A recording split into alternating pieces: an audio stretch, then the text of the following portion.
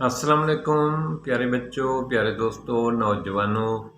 آج میں آپ کے سامنے حضرت امام جعفر صادق علیہ السلام کے کچھ اقوال بیان کرتا ہوں۔ حضرت امام جعفر کی علم کی جو شاہکاریں ہیں ان سے پوری دنیا رہتی، دنیا تک، قیامت تک دنیا فیض یاب ہوتی رہے گی۔ کچھ میں آپ کے ساتھ شیئر کرتا ہوں، امید ہے کہ اس سے انشاءاللہ تعالی آپ کے لیے بھی بہت کچھ موتی، حکمت کے موتی ہوں گے جو آپ کی زندگی میں آسانیاں، خیر اور برکت پیدا کریں گے۔ حقیقی تقویٰ یہ ہے جو کچھ تیرے دل کے اندر ہے، اگر تم اس کو ایک کھلے طباق میں رکھ کر بازار کا گشت لگائے تو اس میں ایک چیز بھی ایسی نہ ہو جس کو اس طرح اشکار کرنے سے تجھے شرم آئے۔ اس کا یہ مطلب ہے کہ آپ کے دل و دماغ میں جو چیز ہے، تقویٰ ہے، آپ اگر اس کو ایک پلیٹ میں رکھ کے بازار میں لے جائیں تو کوئی ایسی چیز اس آپ کے تھال میں، اس برتن میں نہیں ہونی چاہیے جس کو دیکھ کر لوگ دیکھیں اور آپ کو شرم آئے۔ یعنی آپ کا تقویٰ اتنا بلند ہونا چاہیے کہ لوگ دیکھیں اور آپ کا سر فخر سے بلند ہو جائے۔ نفس اللہ تعالیٰ کا مخالف ہے، نفس کی مخالفت خدا کی دوستی ہے۔ اس نفس سے مراد شیطانی نفس ہے جو ہمیں برائی کی طرف راغب کرتا ہے، اس کی مخالفت کرنی ہے، اپنے نفس پہ کنٹرول حاصل کرنا ہے اور اس کو خیر و برکت والے کاموں پر لگانا ہے۔ ابتلا ایک شرف ہے، اس لیے خاصا حق اس میں مبتلا کیے جاتے ہیں۔ انتقام کی قدرت رکھتے ہوئے غصے کو پی جانا افضل ترین جہاد ہے۔ دانشور کا قول یہ ہے، امام جعفر یہ فرمانا چاہتے ہیں کہ آپ کسی کمزور نے آپ کے ساتھ زیادتی کی ہے، کسی ایسے آدمی نے زیادتی کی ہے جس سے آپ کھلے دل کے ساتھ اچھے طریقے سے اس سے نپٹ سکتے ہیں، بدلہ لے سکتے ہیں، اس کو مار سکتے ہیں، لیکن آپ اس کو درگزر کر کے دیتے ہیں، اس کو جانے دیتے ہیں، اسے کچھ نہیں کہتے، گالی گلوچ نہیں دیتے، مار پیٹ نہیں کرتے۔ یہ بہت بڑا جو ہے نا جہاد ہے۔ آپ نے غصے کو پیا، اپنا انتقام نہ لیا اور اسے معاف کر دیا۔ اسی کا اصل مقصد خیر و برکت ہے۔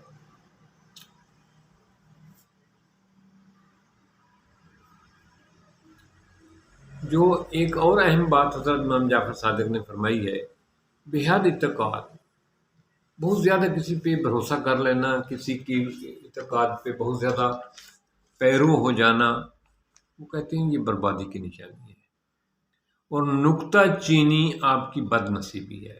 اب کسی پہ خواہ مخواہ نکتہ چینی کرتے رہتے ہیں، ہر وقت اس کے کیڑے نکالتے رہتے ہیں، یہ بد نصیب لوگوں کا کام ہے۔ اور کسی آدمی پر ضرورت سے زیادہ اعتماد کرنا، بھروسہ کرنا، ضرورت سے زیادہ اندھا اعتماد کرنا، یہ بھی بد نصیبی ہے، برباد ہو جاتا ہے ایسا آدمی۔ ایک اور جگہ پہ حضرت امام جعفر صادق فرماتے ہیں، جو اللہ سے انس رکھتا ہے اس کو لوگوں سے وحشت ہوتی ہے۔ دلچسپ بات ہے، حضرت امام صادق نے بہت مزے کی بات کی ہے۔ کہتا ہے جس کو اللہ تعالیٰ سے محبت ہو جائے نا، پھر وہ لوگوں کی بھیڑ بھاڑ سے بچتا ہے، کیونکہ وہ چاہتا ہے کہ جتنا ٹائم میں مالک کی حمد و ثنا میں گزاروں میرے لیے بہت بہتر ہے۔ انسانی اعمال میں تو آزاد ہے، انسان کو اللہ تعالیٰ نے کہا ہے تو عمل اچھا کرے یا برا کرے، نیکی کرے، نیک راستہ اختیار کرے کہ یا برائی کا راستہ اختیار کرے، تجھے اللہ پاک نے آزادی دی ہے، سوچ کے ذریعے، فکر کے ذریعے، عقل کے ذریعے، لیکن اس آزادی کو لامحدود نہیں کیا مالک نے، اس لیے اس کے اختیار میں کچھ شاید جبر بھی ہے۔ مثال کے طور پر آپ کو 2 ٹانگیں دی ہیں دوڑنے کے لیے، آپ ایک ٹانگ اٹھا سکتے ہیں، دوسری ٹانگ اٹھائیں گے تو گر جائیں گے۔ آپ کو زندگی دی ہے لیکن اس کے لیے موت کی قدغن لگا دی ہے کہ یہ ایک دن ختم ہو جائے گی۔ اسی لیے مالک نے آپ کو آزادی بھی دی ہے اور اس نے ایک لمٹ بھی مقرر کی ہے۔ آپ کو مالک نے 24 گھنٹے عطا کی ہیں، آپ اس کو 25 نہیں کر سکتے۔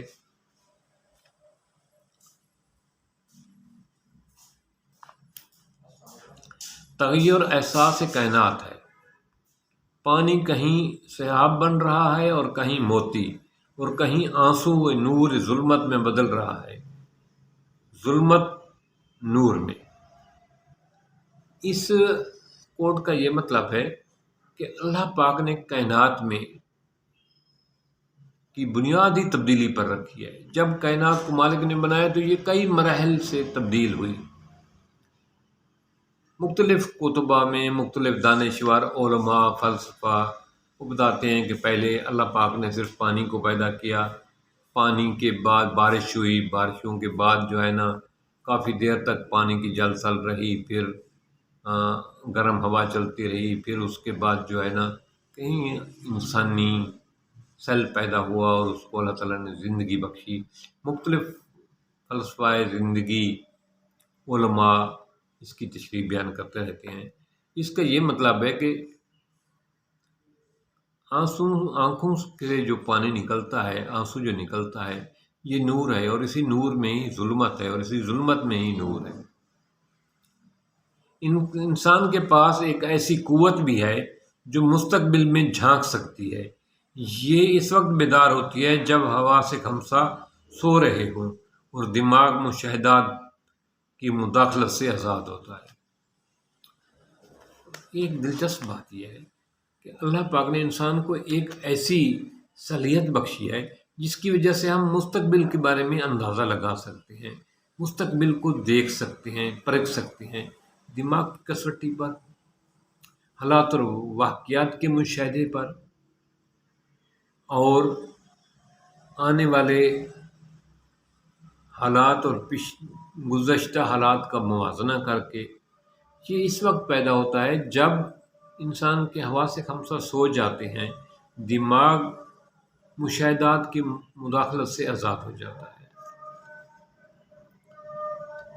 اس لیے پاک پیغمبر نے اپنا حضرت امام جعفر نے فرمایا ہے، فاجر سے صحبت مت کر، یعنی فاجر آدمی جو جھوٹا مکار ہے اس سے دوستی مت کر، تجھ پر فجور غالب آ جائے گا، ایک دن تم بھی اس بد زبانی اور اس گناہ اور اس جھوٹ کا شکار ہو جائے گا۔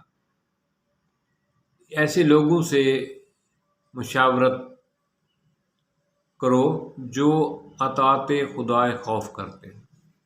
حضرت امام جعفر نے وہ دلچسپ بات کی ہے کہ ایسے دوستوں کے ساتھ دوستی بناؤ، ایسے لوگوں کے ساتھ تعلق بناؤ جو اللہ تعالیٰ کے خوف رکھتے ہوں اور اللہ کی فرما بردار ہوں۔ ایک اور بات حضرت امام جعفر صادق سے نے فرمائی ہے، اپنے تئیں اللہ کے محارم سے بچو۔ آپ نے کوشش کرو کہ جن چیزوں کو اللہ تعالیٰ نے آپ پر حرام ٹھہرایا ہے ان سے بچو، جن چیزوں سے اللہ تعالیٰ نے روکا ہے ان چیزوں سے پرہیز کرو، تاکہ عابد ہو جو کچھ قسمت میں ہوگا، جو کچھ قسمت میں ہے اس پر راضی ہو۔ یعنی غلط چیزوں کی طرف آپ نے آپ کو راغب نہ کرو، حرام کی طرف اپنے آپ کو راغب نہ کرو، اپنے آپ کو نیکی کی طرف راغب کرو۔ اللہ پاک نے جو رزق، جو مال، جو نعمت آپ کی قسمت میں لکھی ہے آپ کو ضرور مل جائے گی۔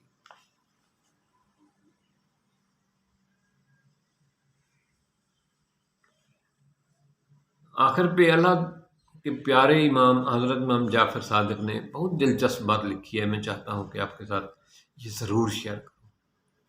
وہ کہتے ہیں عبادت بلا توبہ درست نہیں ہوتی، یعنی عبادت آپ کر رہے ہیں، آپ نے توبہ نہیں کی تو آپ کی عبادت درست نہیں ہوگی۔ عبادت کرنے سے پہلے توبہ کریں، پچھلے گناہوں کی، پچھلی غلطیوں کی، اس دن کی لرزشوں کی، ایسی غلطیاں کوتاہیاں جو ہم سے نادانستہ طور پہ سر انجام پاتی ہیں، ان کا ہمیں احساس ہی نہیں ہوتا، ہم سے گناہ ہو جاتا ہے، غلطی ہو جاتی ہے، اللہ تعالیٰ کی بارگاہ میں روزانہ توبہ کریں اور پھر عبادت کیا کریں، کیونکہ اللہ تعالیٰ نے توبہ کو عبادت پر مقدم ٹھہرایا ہے۔ اللہ تعالیٰ عبادت کی نسبت توبہ کو زیادہ پسند کرتا ہے۔ وہ کہتا ہے، اللہ پاک نے فرمایا کہ توبہ جو ہے وہ عبادت سے بڑی عبادت ہے۔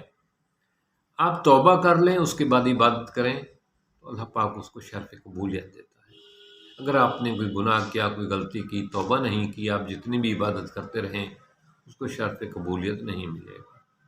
اس لیے روزانہ صبح کو، روزانہ شام کو مالک کے حضور صبح بیدار ہوتے ہوئے، شام کو سوتے ہوئے ضرور توبہ کر کے سویا کریں۔